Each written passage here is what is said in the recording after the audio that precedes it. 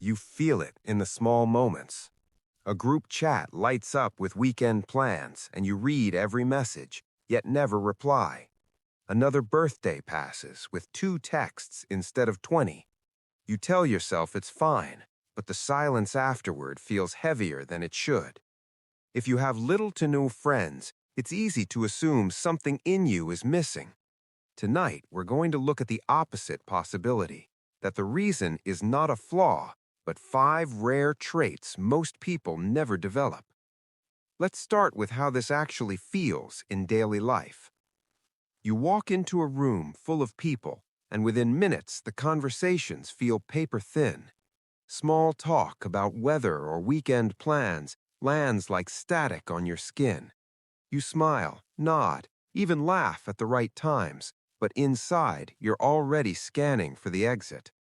Later, alone, you replay the evening and wonder why everyone else seems to glide through these moments so easily. This pattern touches everything. Your weekends stretch long and quiet. You turn down invitations, not because you dislike people, but because the cost of pretending feels too high. In relationships that do begin, you either pull away when things stay surface level, or you go so deep so fast that the other person slowly fades. Your self-talk turns harsh. Why can't I just be normal? Why do I always end up on the outside? Most people assume the answer is shyness or social skill, but the real pattern is quieter and more precise. If you have little to no friends right now, psychology points to 5 rare traits that quietly shape your entire inner world. First, you possess exceptional depth of processing. Your brain doesn't skim experiences, it absorbs them fully, turning every conversation, every glance, every silence into layers of meaning most people never notice. Second, you have an unusually sharp authenticity radar. You detect subtle mismatches between words and energy almost instantly, the way some people hear a single off note in music. Third, you carry a rich, self-sustaining inner world. Hours alone don't feel empty to you. They feel like returning home to a private library that never runs out of new thoughts. Fourth, you guard your energy with an instinctive precision most people never learn. You sense the exact moment a social situation begins to drain you, and your nervous system quietly demands space. Fifth, you seek connection with a selectivity that feels almost automatic. You would rather have one conversation that changes how you see life than 50 that pass the time. These traits are not common. They appear together in roughly 1 in 6 people, yet they are rarely named or celebrated. Here is the reframe most people never hear. You are not broken. You are not bad at people. These 5 traits are not defects. They are sophisticated adaptations your brain built, probably early in life, to keep you safe and authentic in a world that often rewards performance over presence. Your nervous system learned that shallow connection costs more than it gives, so it wired itself for depth instead. What looks like loneliness from the outside is actually your brain protecting something precious, the version of you that refuses to perform.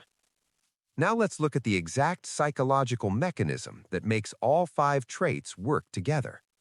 Neuroscience shows that people with these traits tend to have a more active default mode network, the brain's inner storyteller system.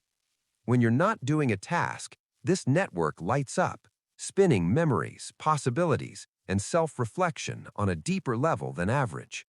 At the same time, your brain's reward centers respond more strongly to internal experiences than to external social noise. The result is simple cause and effect. External small talk gives you very little dopamine, while a single deep insight or quiet evening of thought gives you a quiet, lasting satisfaction. Think of your brain as an ancient library. Most people's minds are busy marketplaces, loud, fast, full of quick exchanges. Yours is the library next door. High ceilings, long aisles, soft light. The marketplace people feel energized by the crowd. You feel energized when you're alone among the books, turning pages slowly. Both are valid, but the library brain will never feel at home in the marketplace for long. The simple mental model is this: you run on a depth threshold. Every social interaction must cross a certain level of honesty and meaning before your brain registers it as rewarding. Below that threshold, it feels like noise. Above it, it feels like oxygen. So how do you live with these 5 traits without the ache becoming permanent? Here is a practical 4-step framework grounded in behavioral psychology and cognitive science. Step 1. Map your depth threshold. Take 1 week and quietly note which moments leave you feeling full versus drained. Write 1 sentence after each social interaction. This crossed my threshold because, or this stayed shallow because. What to do? Keep a small note on your phone, no judgment, just observation. Why it works in the brain? This activates the prefrontal cortex's labeling system, which calms the amygdala's alarm response and turns vague discomfort into clear data. Real-life example? You go for coffee with an old acquaintance. Afterward, you write, "Felt drained because we stayed on surface topics for 45 minutes." Next time, you suggest a walk instead of coffee, creating more space for depth. Step 2. Practice micro-authenticity signals. Instead of forcing big vulnerability, drop 1 small, honest detail early in a conversation. What to do? Say something like, "Honestly, I've been thinking about this a lot lately," or "I'm terrible at small talk, but I'm really glad we're talking." Why it works in the brain? This tiny act of congruence lowers your own cognitive dissonance and signals to the other person that depth is welcome, filtering for people who match your authenticity radar. Real-life example?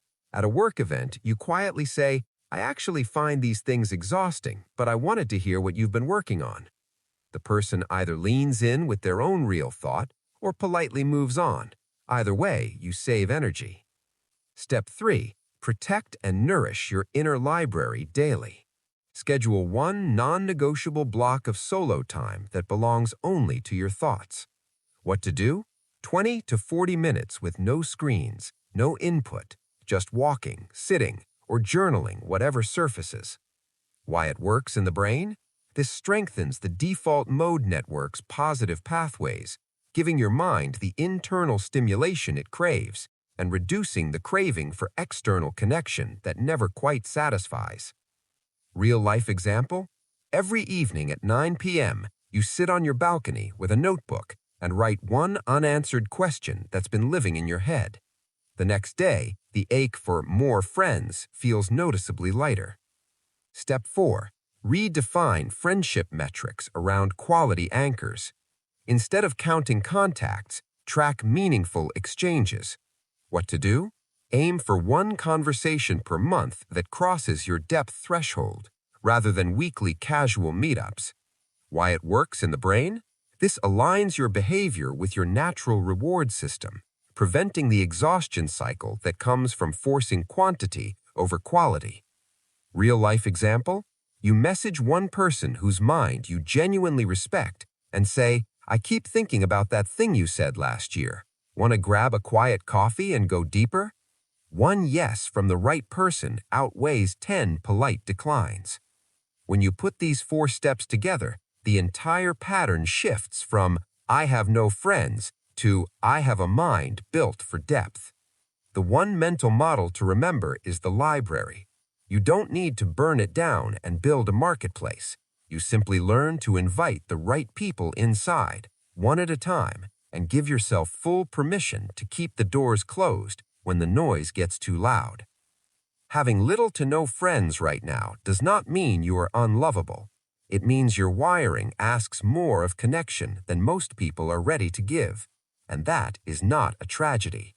It is a rare kind of clarity. The quiet truth is this: the same traits that keep your circle small are the ones that let you see people and yourself with an unusual honesty. You don't need to become more social. You only need to stop apologizing for being built this way.